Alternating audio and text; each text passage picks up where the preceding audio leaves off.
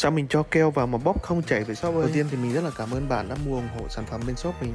Cũng rất là xin lỗi vì chưa hướng dẫn kỹ cách sử dụng sản phẩm dẫn đến máy không ra keo. Đầu tiên theo mình nghĩ thì bạn để máy ở nhiệt độ quá thấp, khi máy chưa đủ độ nóng là đã sử dụng nên máy chưa ra keo. Trường hợp này nếu sử dụng bình thường, bạn vặn giúp mình ở 160 độ và để khoảng 3 phút là sử dụng. Thứ hai là chọn đúng loại keo để đưa vào máy. Việc này rất quan trọng vì khi đưa loại keo nhỏ hơn, co đẩy sẽ không đẩy được keo ra dẫn đến tắc keo. Máy bán keo 120W sử dụng loại keo 10 hoặc là 11 mm nên khi mua hàng các bạn nhớ chú ý chọn đúng phân loại.